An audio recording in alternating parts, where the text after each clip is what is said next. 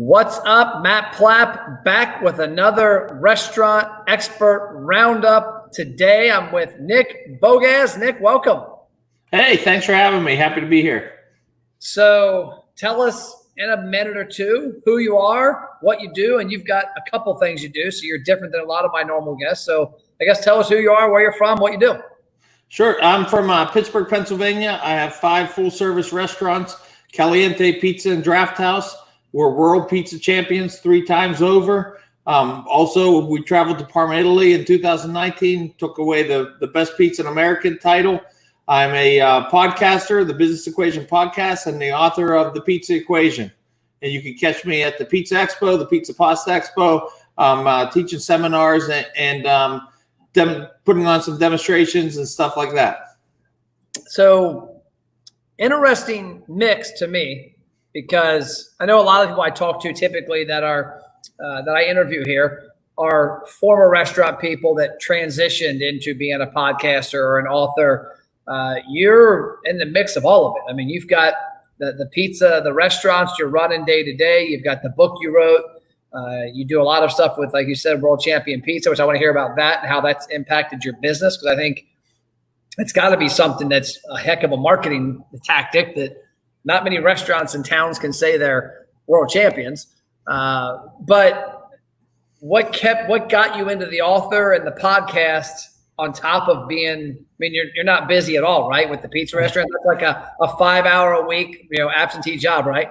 Yeah, pretty much. I wish. So I think I always wanted to write a book. I've been, this is about 24 years in the pizza industry. So I always felt like I had a story to tell, kind of my take on the pizza industry, how I was able to up and coming through it. I worked with a lot of big corporations, so I knew structures and systems really well, and I felt like I wanted to put that into a book. And then when I had the success with my own company, we opened in 2012.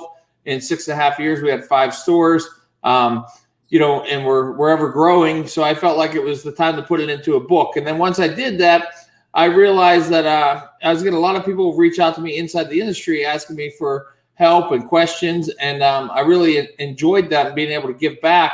And I thought, what if I could give back on a larger platform such as small business? Because I really felt like a lot of the strategies and tactics and, the financial side of it is really all small business, not just the pizza industry. So that's why I created the Business Equation podcast, to be able to reach more small business owners, really.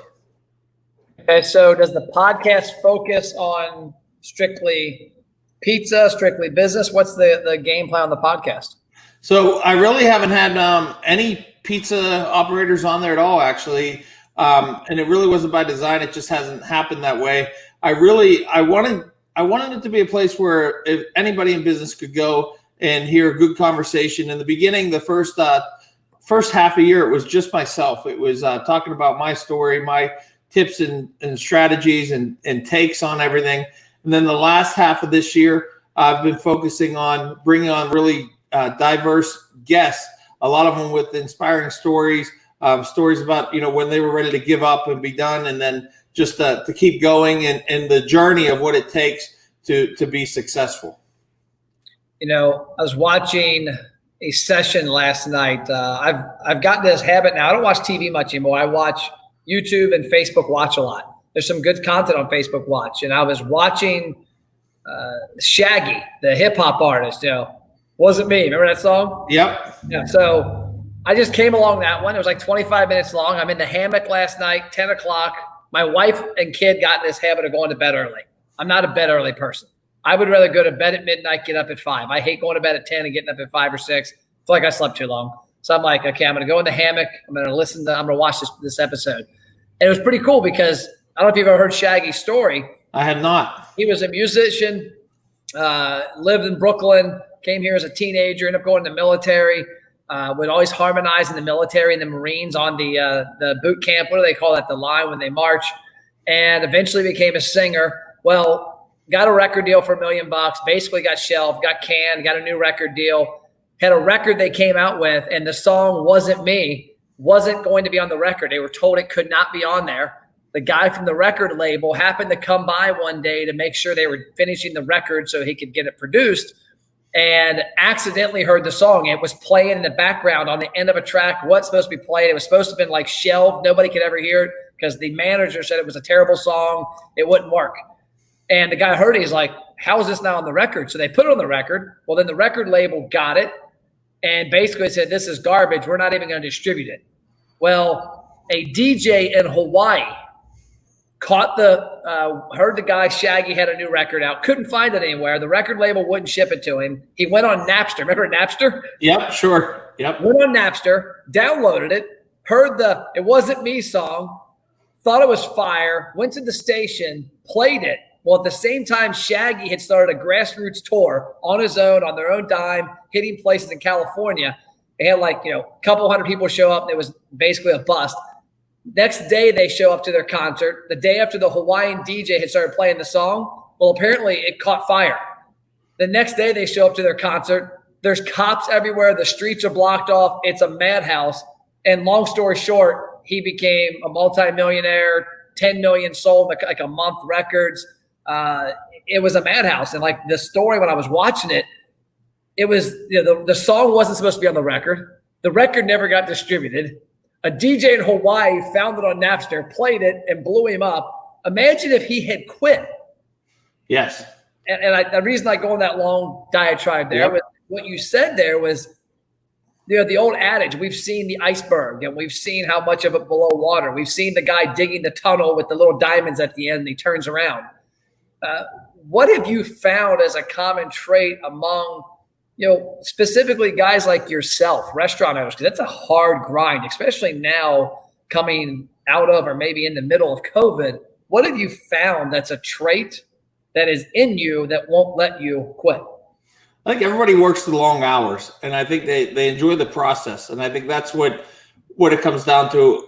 A lot of times in the restaurant business, I'm sure you see this too, is you get a lot of guys that maybe they were just sick of their corporate job, and they decide, I want to open up a bar, or I want to, sell pizzas or whatever it is. And then they get there and they realize that they just weren't happy in their life. They're still not happy selling pizzas or owning a bar. They're just not happy. They're searching for the wrong thing. I think a lot of times what you see with guys like myself is we grew up in the restaurant business, and for whatever reason, we've loved it all our lives.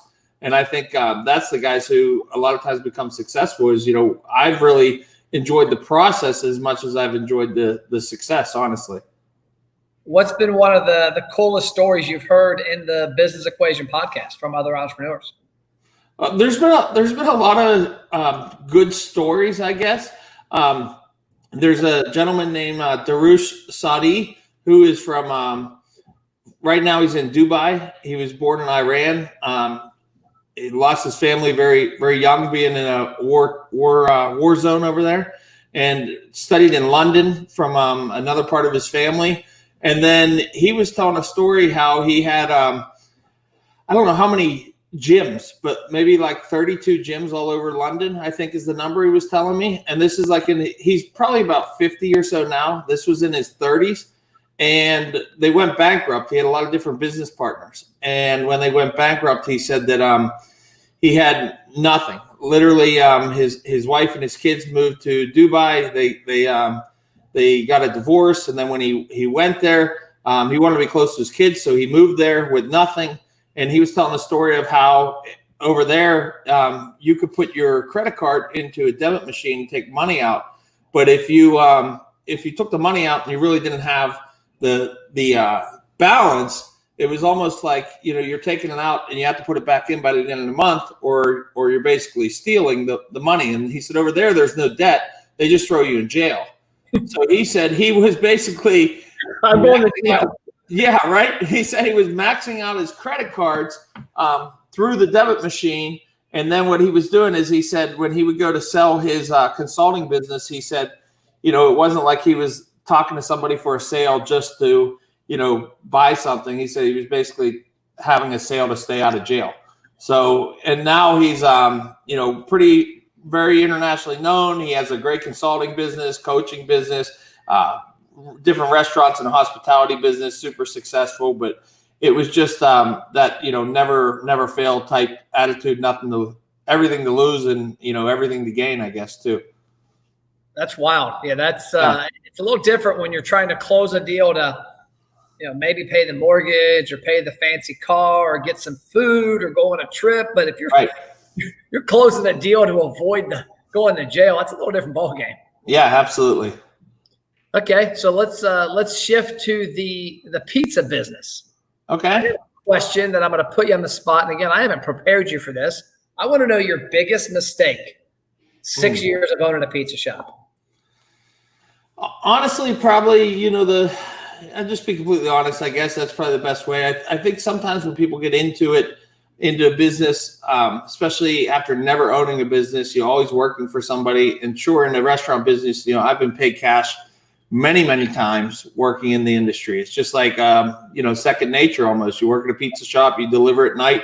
You don't get a paycheck. You get, 7 times however many hours you work, cash plus your tips, you're out of there. And, in the beginning, I did some of that for sure. The first restaurant I paid cash, and then the second restaurant I was starting to wean myself off it because I felt like I was getting too big. And then, we ended up getting like we get one manager who's pissed off at you. They go to the labor board and say, hey, this guy's paying cash. And then before you know it, all said and done at about $150,000 in it was probably about $45,000 in like the difference in wages. Like, and the thing I was doing real dumb was I was showing every single dollar. So it wasn't like, which was smart, I guess, it wasn't like I was taking cash and hiding it.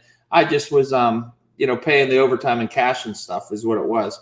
So by paying that overtime in cash, I owed the difference between, I paid straight overtime. So if they made $10 an hour, I gave them $10 in cash. So I owed the difference, the $5 difference. So it ended up being a big chunk of money. And I think, I don't know, you live and learn. That was, it was hard. I think most people would have sank. It was probably like a year, maybe 3 or 4, right around there by the time I finally had to pay everything. And then just opened a third store. And I think I real easily could have just said heck with it and been done.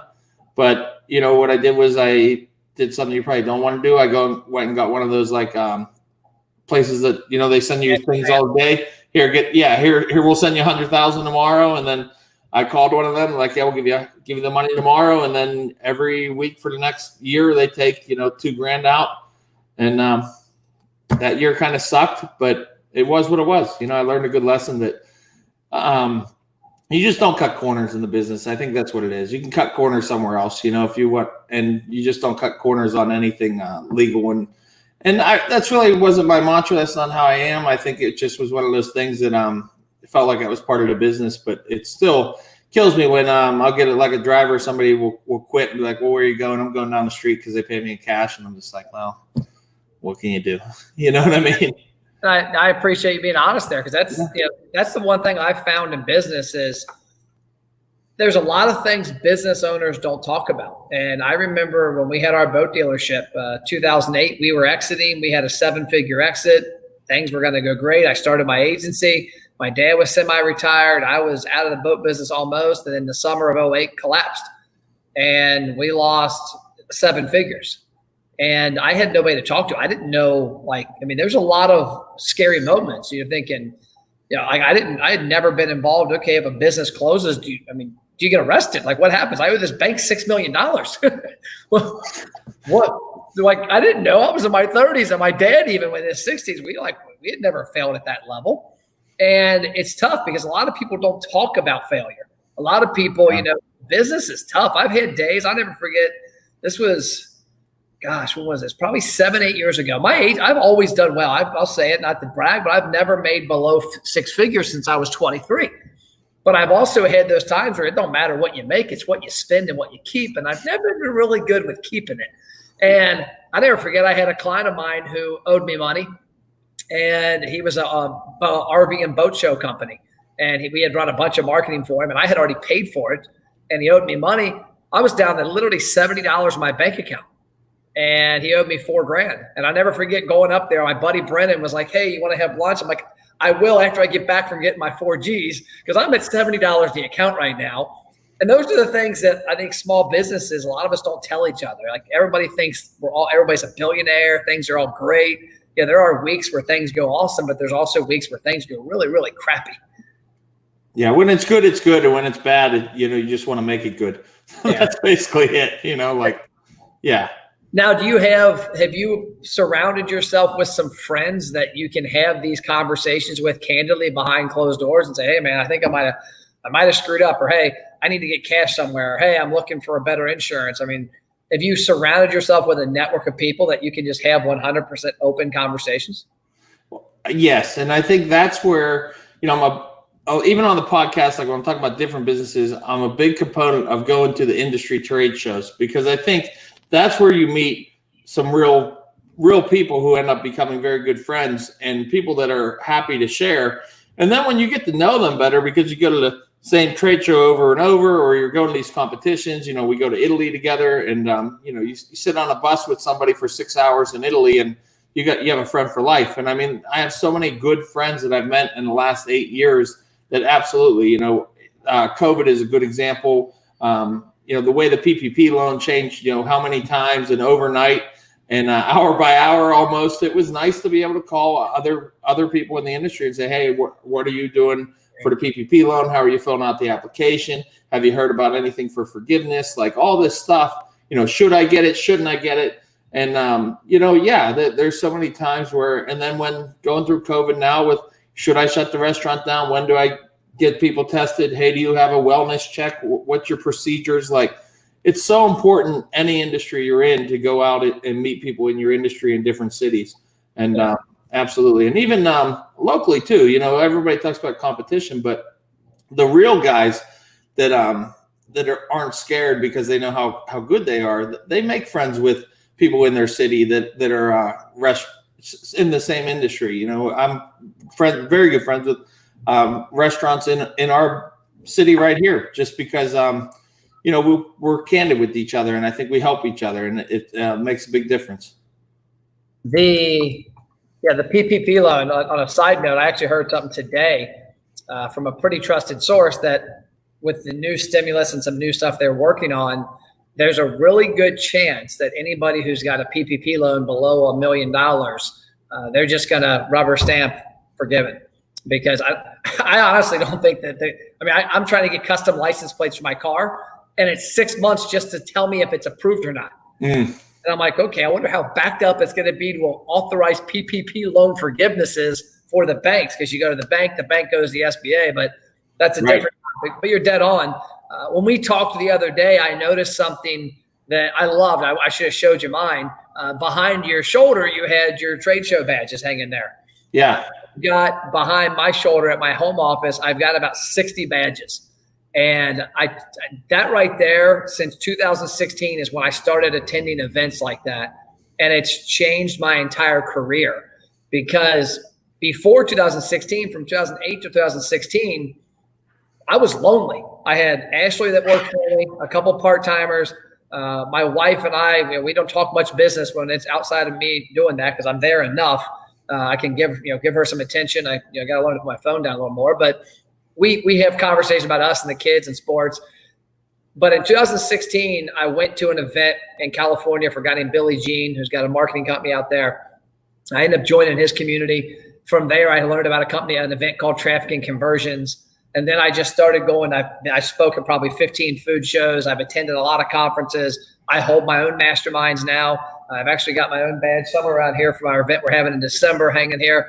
And it's put me in the room with people that I didn't realize were out there. That, like you mentioned, I'm a little different than you from a standpoint that, there's not a million Matt Platts to do what I do in Cincinnati, but there are probably 500 pizza places.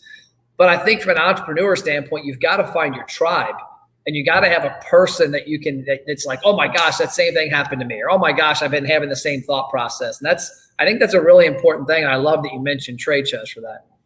Yeah, absolutely. I just think the network I've made, and like you said, the tribe of really good friends I've made too through the trade shows, it's unbelievable. And I think honestly too, I came from the corporate pizza world, Papa John's, the Domino's, and I would go to the Domino's Worldwide Rally, and it was like gigantic. They'd have it in Orlando, Florida, from all over the world. Everybody from Domino's was there.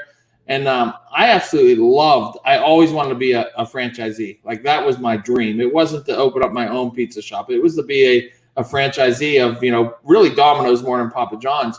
But just the way that works when you're, a 26-year-old kid and you call them up and you say, hey, I got the #1 store in the city, all these sales and everything. I want to be a franchisee. And then they're like, well, what's your net worth? And you're like, what do you mean net worth? I'm 26 with 2 kids, like, yeah, you're making $45,000 a year. Like, yeah. So, anyway, you fast forward to when I did go on my own, I didn't realize how much the independent pizza industry, like the network there and the way that there's so much love there. And, guys at the top talk to the guys who just opened a store 2 weeks ago. Like there's no like they don't feel like, hey, they're better than you. Like nobody feels like that in the pizza industry. That's one of the reasons I love it so much. Everybody's willing to help. And it's just a great feeling when you go to the shows for sure. I agree completely. Now let's shift a little because you're talking pizza and you actually got me thinking about something. I don't know what you said that triggered it. Okay. Independent. So there's an independent pizza place we work with. A guy's name's Nick Guffey, Guffey's Pizza. He's out in St. Louis area. And he posted something yesterday that got my attention. It speaks to what you're talking about. It kind of personifies independent. Was if you're a franchisee of the big brands, you've got a menu and you're sticking to this. And that's what you do. And that's why it's a franchise. You listen to what they say. Nick posted a picture last night on his Facebook page. He does a great job of posting these unique pictures that make you go, wow, I need that. And it was a meatball hoagie with spaghetti on it. Never seen something like that. But it literally, I was thinking, it looks delicious. And granted, I'm not in St. Louis, so I couldn't go get it. But I've seen you post, you've got some pretty good things you put out there on social media. I mean, the picture for this podcast is you hold, or not this episode, is you holding a giant pizza.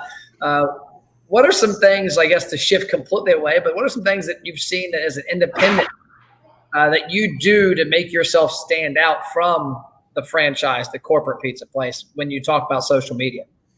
Well, I think where a lot of independents can go wrong, and probably any small business really, is they try to compete with the big guy. And that usually means price. Yeah. And I think that's where you can get in a big trouble because you don't have the distribution like they do in any industry. So you really have to compete on service. You have to compete on product. And that's what we try to do. So we try to put out, use the best ingredients, but also tell our customers about the ingredients that we use. Why are they so great? Like we'll use grande cheese, and maybe somebody in the industry knows that grande is, the top dog when it comes to cheese, but consumer doesn't know what that means. So, we do things like we actually went to Wisconsin for 4 days, and we took a ton of pictures. And hey, we're going to show you the cows that actually are producing the milk for the cheese that we're going to use on the pizzas, and we're showing them the whole plant and everything that's from cow to cheese, what it looks like in the process, and we're explaining those things to our customers and educating them. And I think that's the type of things that you want to do, is you want to educate your customers. That's how you stand out. And I think when it gets to social media, that's where video is fantastic. Like, show the process, show how you create a menu item, tell the story. Why is this sign hanging on the wall? Why is it so important to you? Why do you use these certain chairs? Are they chairs that that you picked up somewhere? Did they come with the store? And I couldn't afford new chairs, so I just kept these chairs. Like, well, what's the meaning behind how did this all happen? How did it all come together? Like, tell your story for your restaurant. And I think that's what people want to hear, is they want to hear your story. For years, people loved reality TV. They love reality TV shows, and that's what social media gives you a chance to do through video, is tell your story, let people see the story behind the story. And that's what we try to do. And when we go on these trips and compete for championships and stuff, we've got the vlog cameras right there. We're vlogging the whole thing, from the airplane ride to the, picking the ingredients out in the little market in Italy, and then competing. And I think that's what you want to do, is you want to show the story behind the story on social media. When you're interviewing somebody and you know a question that they're going to just destroy and do amazing with, that was exactly, like I couldn't have had cue cards up in front of you because Thanks. you're exactly right. And I think that's what I've seen. We work with franchises, we work with independents. And what I've seen of the independents is, man, that flair for originality. I interviewed my podcast that aired last night, yesterday, Tuesday, Colonial Cottage in Northern Kentucky, a guy named Matt Grimes, a place I've been eating since I was a little kid. One of the things he said when he took the restaurant over back in the 90s was their prices were the same as some of the franchise fast food places down the street. And they're a mom and pop, good old fashioned, fried chicken, biscuits and gravy place. And he's like, I had to get us away from them. We're not price competing with them. We can't. I mean, we don't have the marketing dollars. We don't have the brand recognition, and we don't have the buying power, but we do have better quality, and we do have us. And that's like when you said independent restaurants a minute ago, and that's what triggered that thought of Nick's post, is that's not something you would see a Papa John's guy do. They just can't. It's not in the process. It's not who they are, and it wouldn't be what they do. But when you see things like you're talking about, like showing the milk showing the cow that the cheese comes from, I mean, you can't replicate that, and it's awesome. Yeah. And that's the whole idea. That's what you want to do, is you want to tell like I said, the story behind the story. That's what can separate you from everybody else too.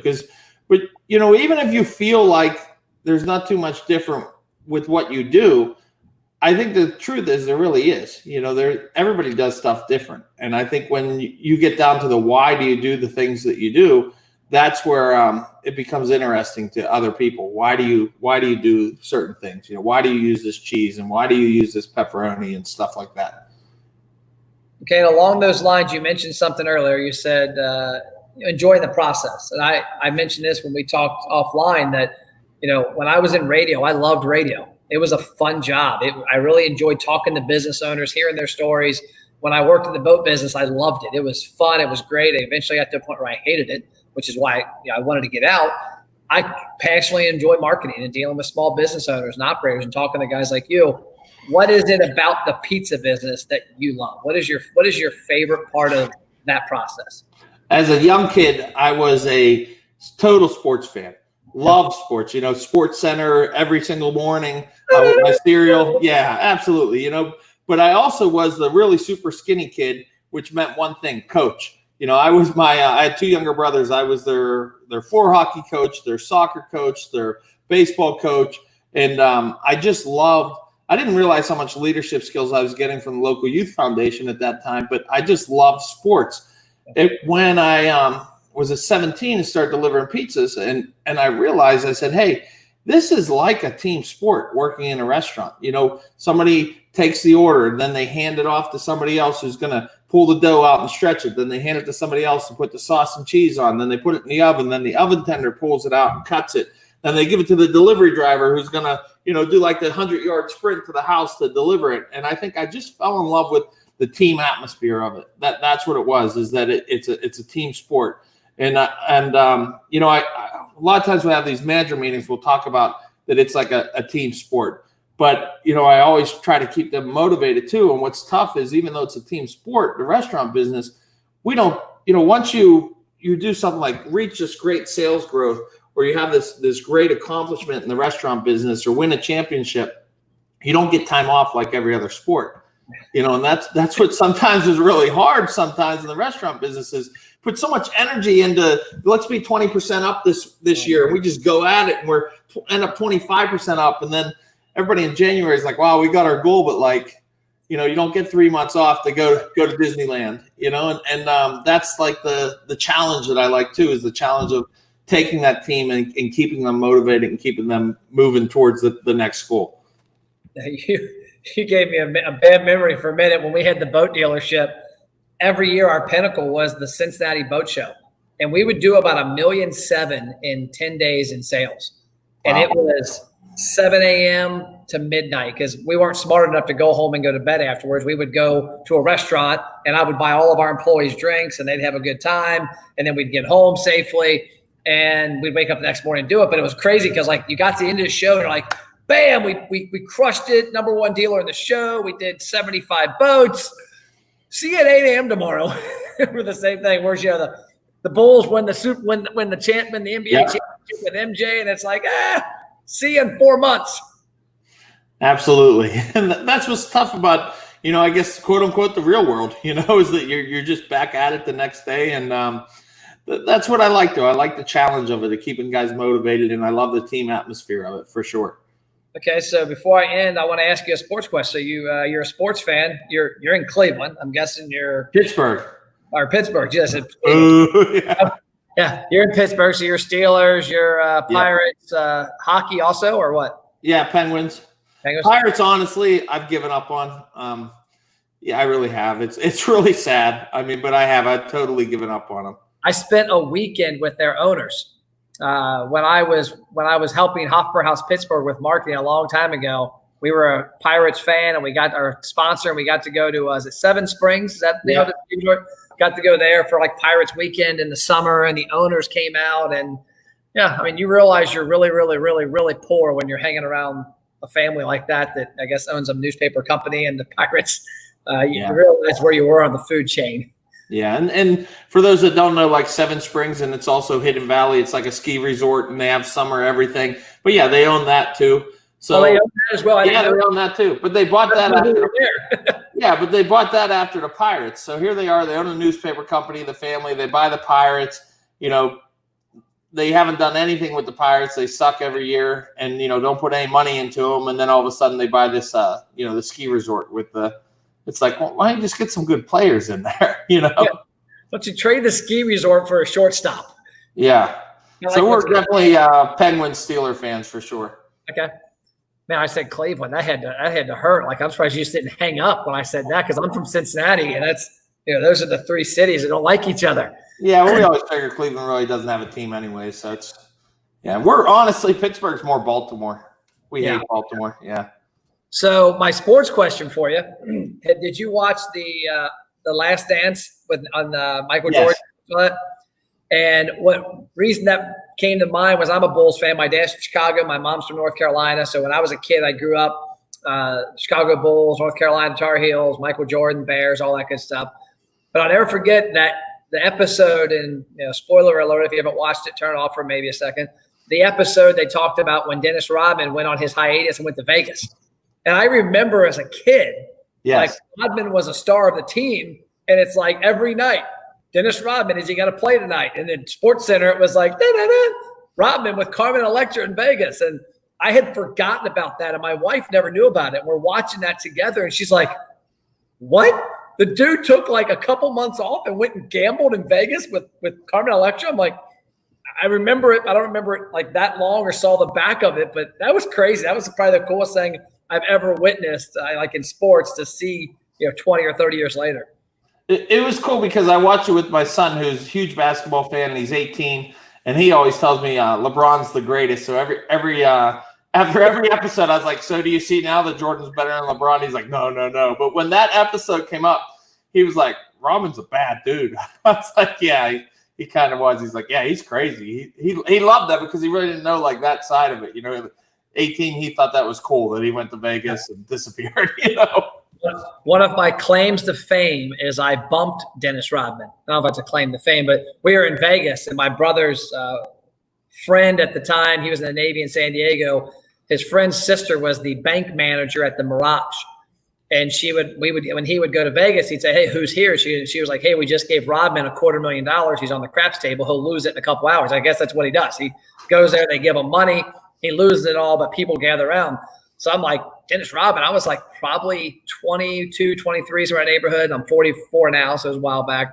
And I walked up and I got next to him and I just kind of bumped him. And he looked down at me, and he's a big dude. He says he's 6'6". The guy's all of 6'10" probably. But he had his granny knitted sweater on and his Birkenstock sandals and ripped up jeans. But it was a funny experience because when I bumped him, he looked at me like, what do you want, little man? What are you doing? That's awesome. Okay, so the pizza equation, I'm going to share my screen. This is the book. Maybe if my button comes up here, they can buy it on Amazon. Besides coming and visiting your restaurant, how else can they reach out to you? So nickbogacz.com. They also can get the business equation every single Monday. We're up to, I think, 50 episodes. And then you can find me on Instagram at Nick Bogacz Official, and over on Facebook, of course, at Nick Bogacz. And you can get to, if you want to check out our Caliente Pizza and Draft House, pizzadrafthouse.com. Okay. I can't wait to make it up to Pittsburgh again in the near future, get you on MPTV, try some amazing pizza. Because I've never had pizza from World Champion. I've talked to people that have the World Champion. I've met them at the pizza expos. Sure. I got to have my first ever World Champion pizza. We'll make it happen. And what I might do just to make it, I'm not a huge Bengals fan, but I might just wear a Bengals jersey so I can say that the Bengals logo actually made it near a World Championship. Yeah, there you go, right? Cool. Well, thanks for your time. Make sure you guys check out his book, check out the podcast, check out nickbogacz.com. We appreciate you, my man. Thank you. Thanks for having me. I appreciate it.